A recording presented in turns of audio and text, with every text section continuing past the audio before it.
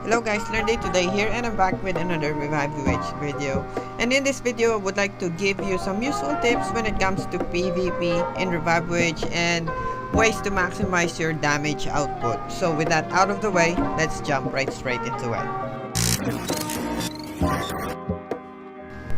So first things first, I recommend you to change your combat settings under the system settings menu. Look for the auto combat option and choose free mode as shown on the screen here. The default mode is a bit risky one because the AI uses skills that is needed on that specific situation, which works most of the time but not in PvP. Choosing free mode gives you flexibility of selecting skills while on auto mode during the battle.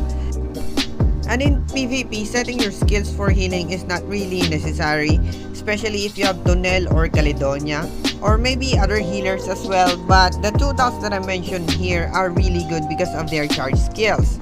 And I consider charge skills in this game to be broken because it can be casted without consuming energy, so you can maximize your order energy or chaos energy to other dolls to do damage instead of healing. And by the way, healing in PvP gets lower and lower as time goes by, so prioritizing healing is not really recommended in here. So putting a healer with charge skills or dolls with passive healing ability like Ela or Gorvik is sufficient enough to keep your team healthy as much as possible. Also take note that during non-outbreak, you can only set one order skill and one chaos skill in your team. So if you set one skill for healing, it leaves you one skill only to deal damage. And that's where the charge skill comes very useful, because you don't have to worry about healing if you have Tonel or Caledonia. There are also other dolls with healing effect, but I don't have all the dolls yet. So I just made an example of these two only for now. The next thing that I want to talk about is about the dolls formation. Well, it's pretty standard to put your guardian or any tank that you have in the front, and maybe most of you have a Fallen. She's an absolute beast when it comes to PvP. She have a 2-second invulnerability window and she can taunt enemies as well upon casting her order skill. So that's a huge factor during the battle in PvP. Another thing is to put your healer in the middle part of your formation. The reason for that is to avoid assassins attacking your healer, because most of them attack the back row multiple times with stacking mechanics.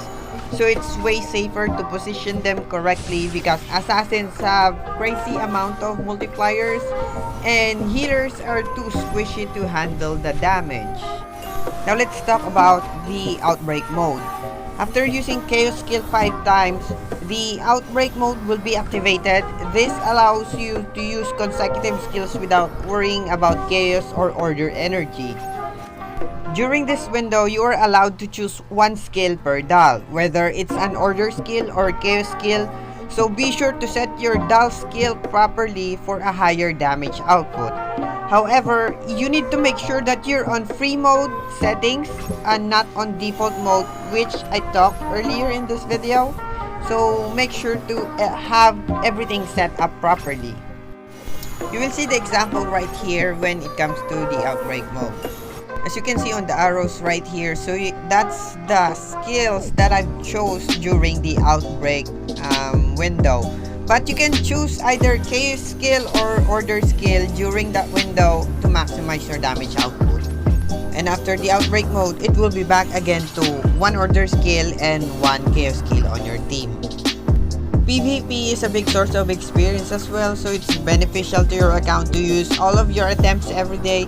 And you have 5 tries every day. And you can also refresh 3 times, so if you want to maximize the experience gain, leveling up faster means you get additional stamina, so you can farm more materials for your dolls. And lastly, I just like to mention these dolls because they are really busted in PvP. If you have Ela and you want to dominate PvP, she's a monster, and with the right investment, she's almost unkillable in PvP.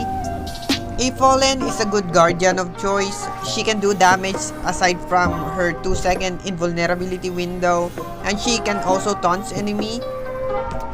Caledonia is also a great one because she can heal and she can stagger enemies when she uses her chaos skill. And she also have a charge skill that heals the entire team. And if you also have Tunnel, you can also build her. You can never go wrong because she gives you extra protection and a charge heals as well that doesn't require any energy. So if you have these dolls, you can never go wrong investing on them. And if you're new to the channel, guys, be sure to subscribe to the channel to get the latest updates as I make videos and guides about Revive Witch. And if you find this video helpful, please do leave a thumbs up as this will help us reach more people and help the channel grow as well. If you have more questions, let me know in the comment section down below. And thank you so much for watching, guys. And see you on the next one. Peace out.